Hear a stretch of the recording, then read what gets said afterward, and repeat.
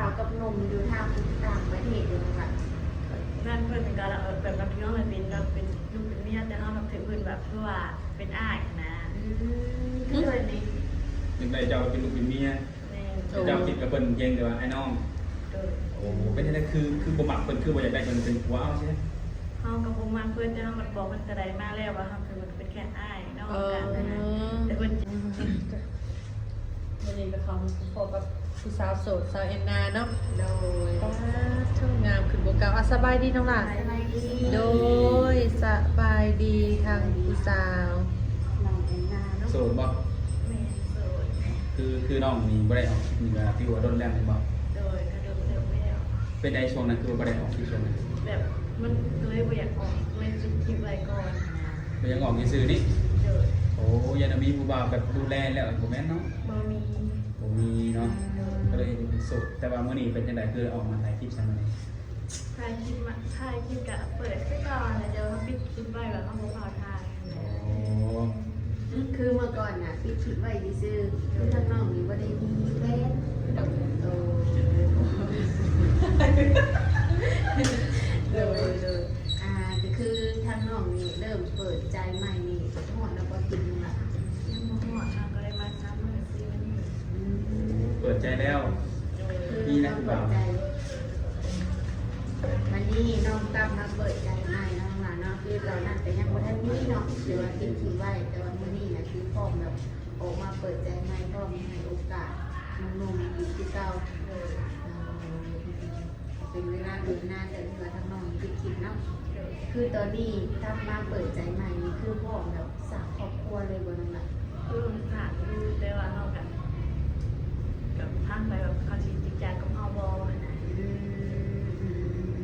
คือทางนอกนี่พ่ออยู่บ่แต่ก็ต้องเบิ่งก่อนเนาะว่าคนสิเข้ามาหาเฮานี่เพิ่นนี่มีความจริงใจมีความเรียบพร้อมทำใจ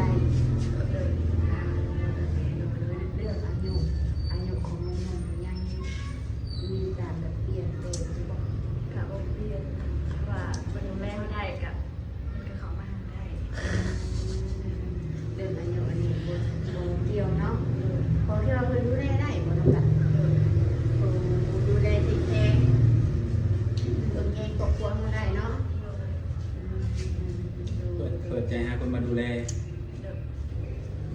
มักคนหล่อหรือคนรวย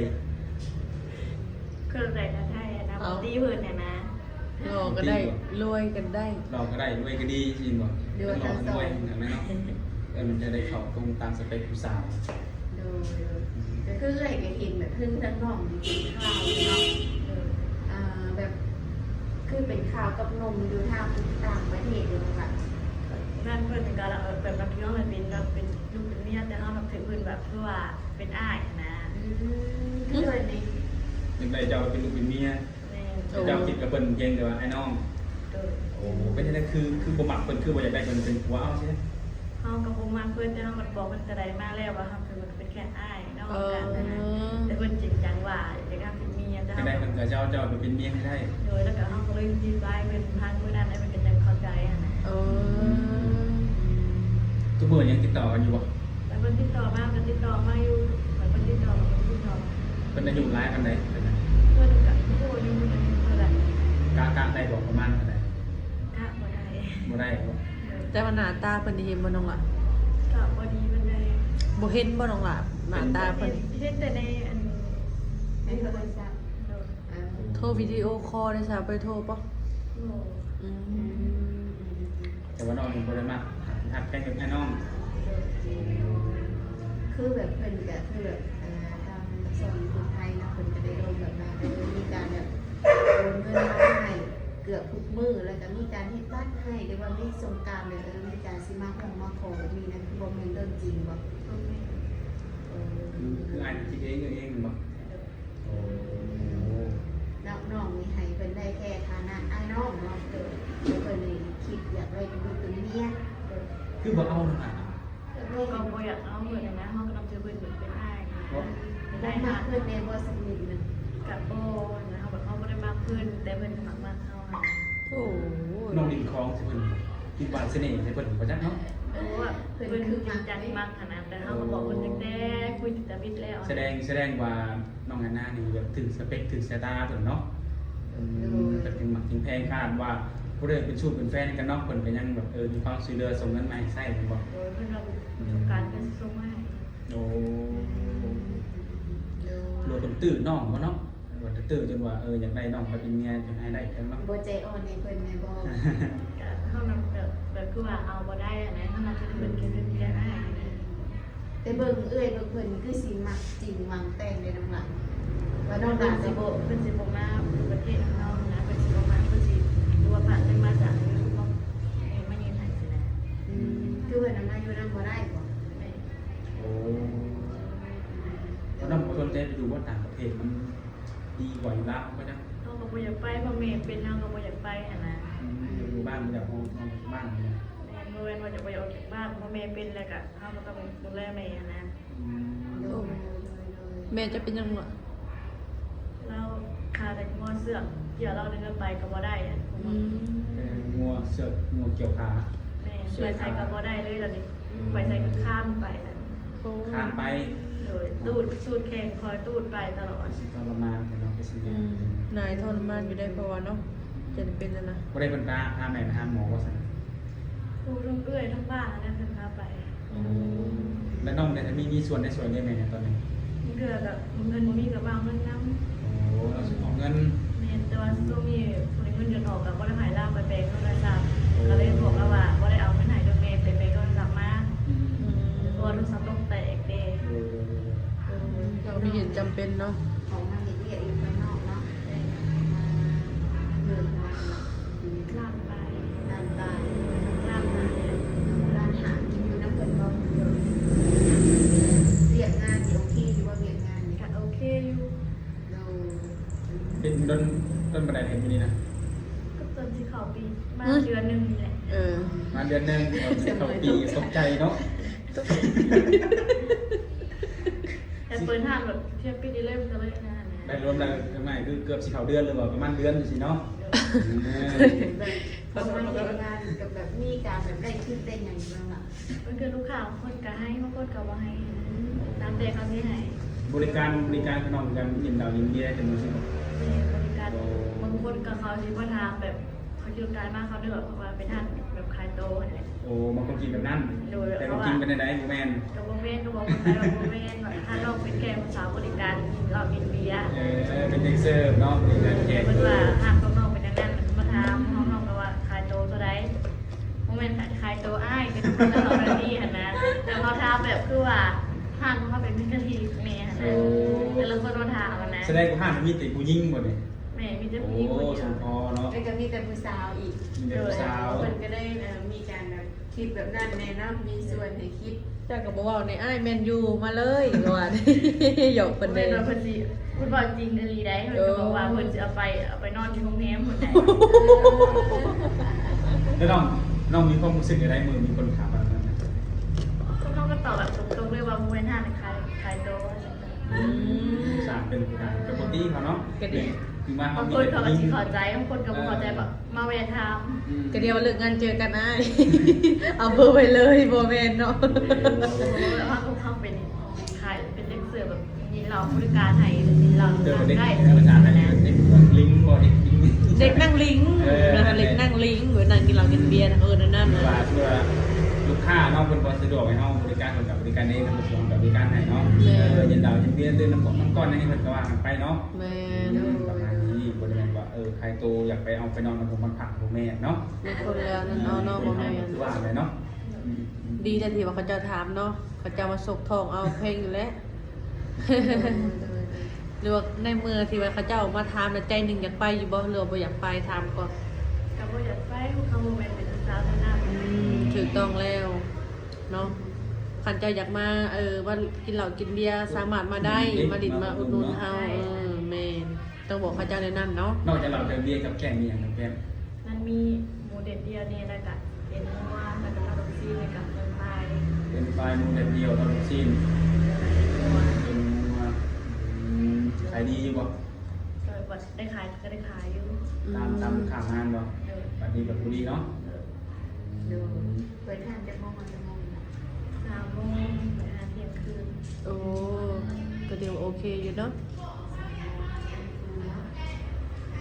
ใครเป็นครัวมีผู้หนึ่งคนนึงเนาะเป็น แบบเพื่อเปลี่ยนกันทอด ก็คือเขามาแบบเฮ็ดเย็นกันได้หมดเลยท่านเนี่ย เดิม โอ้แต่มาสลับกันเลยเนาะแทนหน้าที่กันได้เนาะมันอย่างไร เดิม โดยเวลาแพงบ้างก็ทำให้แทนกันเนาะ โดยแทนกัน ไปเฮ็ดอยู่นี่เป็นหมู่กันเองบ่หรือว่าเป็นพี่น้อง แบบมี2 คนเป็นพี่น้องกันแล้วมีหมู่คนหนึงที่ว่ามาเป็นงานนำ อืมมันก็ดีเลยเนาะเห็นงานกับพี่น้องตัวเองเนาะบ่ได้ปิดเร็วเที่ยงกันเองดี ก็บ่ เออ เตรียมมาตีกันโลดหายมาตีกันโลด น้อง โมเม แข่ น งกัน ต์เนาะ เนาะดี โดยก็คือแบบสรุปสถานะมันจะนอกตอนนี้นะยังว่างเนาะ โดยว่า ใครมีหนุ่มๆสนใจในมีทางติดต่อเพิ่นบ่ ก็มีทั้งไลน์และทั้งเฟซ ว่าโอ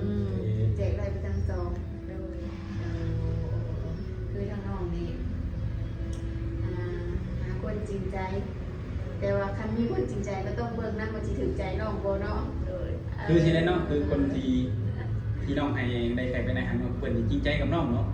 บ่ถึกใจน้องซะบาดนี้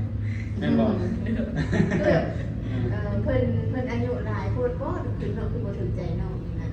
บ่อยากเป็นบ่หล่อบ่จักฮะยังบ่หล่อบ่ถึกใจ ถ้าเราเพิ่นบ่ดีบ่แบบ โอ้แบบคือเฮาบ่แบบรู้สึกเพิ่นเป็นอ้ายนะบ่ว่าสิว่าไปฝากกัน ความ ให้ รู้สึกมันบ่ไปให้เนาะ เอาง่ายคือใจบ่มักเนาะมันบ่ใจบ่มักแบบเป็นชู้เป็นแฟนเนาะจะได้แบบเป็นอ้ายเป็นน้องดีกว่าคืออะไรเนาะถ้าผิดนั้นก็ต้องเฮ็ดตามใจตัวเองเนาะ แม่ สิฝืนใจแบบผู้นี้คือดีสปอร์ตเขาดีกดใจคนบ่มักบางทีนะเนาะ โดย มันสิอยู่กันได้ล้นซะเนาะ โดยอันนี้ทำไว้โดนสินะเอาใจเฮาบ่มากกว่าเอาแบบใจเฮาบ่มากค่ะ ก็ดีได้ละที่น้องบอกตรงว่าเอาบ่ได้เป็นตัวบ่ได้ใครจะคุยกันคุยแบบให้น้องได้เนาะก็ดีกันจะบอกเพิ่นมันจะบ่ได้เป็นการแบบว่าอย่างหลอกลวงต้มทุนลงมาหลอกเอาเงินเพิ่นเนาะ โดยบ่แม่นว่าหลอกเพราะว่าเฮาใจมันบ่มากแต่ว่าเราคือได้กับว่าใจกับใจมันบ่มากขนาดเราสิเป็นอ้ายได้ มันก็โอเคเนาะเดี๋ยวประเด็นตามตื้อ แล้วคนก็เข้าใจเฮาแล้วที่ว่าคือว่าเคยเถื่อให้ฟังกับ เพิ่ เรา น ก็บ่ เคยมีลูกมีเมียมาก่อน เพิ่นว่ากับบ่ฮู้ก็เพิ่นสู่ถามว่ามีลูกมีเมียบ่ว่า บ่ได้ถามเรื่องส่วนตัวเพิ่น คือว่าถ้าเขาบ่ได้คิดเนาะมันสิเคยมีกับเกี่ยวกับเฮาเนาะว่าเฮาเองแบบที่อ้ายซื้อก็มานี่ก็ได้มาลุ้นว่าหนุ่มคนใดทางใดเนาะสิเป็นคนที่น้องแอนนาถือใจเอามาเป็นลูกเป็นผัวเนาะ ดีอย่างเดียวพอต้องให้ถือใจกันนำได้ทุกคนเพราะว่าคนเลือกคนที่ถือใจคนเลือกคนที่ว่าจะดีหรือว่าจะหล่อจะรวยเนาะเลือกคนถือใจทุกคน คือตอนนี้ก็ได้เวลาเปิดห้างหรือว่าจัดห้างอย่างเรียบร้อยแล้วนะครับหาจะลูกค้าเข้ามา FC แบบเพิ่นเห็นคลิปนี้เพิ่นอยากมาอุดหนุนนี่มา ต้อนรับเสมอ มีราคาพิเศษบอก ก็เขาสิอาจสิแบบมันเว่าบ่ได้อะนะแบบมันจันโกอะนะ นอกจากได้บ่ราคาพิเศษราคาพิเศษมันจะแพงกว่าปกติราคาพิเศษบ่ได้แม่นพิเศษบ่ลดให้ได้บ่แม่นได้ จาก50ก็สิเป็น70 80นี่ราคาพิเศษเนาะ อืม ต้องแพงกว่าได้ เยอะ สงการที่น้องที่ อย่าบอกนะว่าอันมากินอยู่นอนหลับหนึ่งบ่เอากันได้เลยเนาะคนละโปรโมชั่นเลย พอปิดฟังกันอีกนะ โดยกันนั่นนะท่าน ก็คือว่าเนาะไปสิมาอุดหนุนดวงมาเยี่ยมมายามเข้ามาได้เนาะ โดย สงการนี่เนาะสงการนี่ปิดห้างอยู่น้องละ ก็ปิดอยู่ ปิดตั้งแต่วันที่อย่าง แบบมื้อตัวปิดเลยนั่นแหละ 13 เริ่มมันปิดเลยเป็นบ่ 13ฮอด16พุ่นได้เนาะมื้อสุดท้าย เขาอยาก18 19ก็จะเนาะบ่สิมาเปิดเพื่อพักพื้นเป็นบ่เปิดห้างปีเนาะละห้างยังอีกบัดนี้ตามนั้นแหละทุกคนเนาะอีกสิ่งใดมันสนใจเข้ามาทำความเข้าใจได้หรือว่าอยากมาเป็นผู้จริงมาอุดหนุนก็มาได้ทุกคนเนาะยินดีต้อนรับ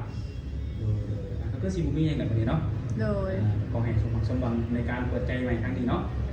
โดยแสดงขอจบคลิปกับกลับได้ปานนี้ข้างหน้าเนาะโดยสบายดี สบายดี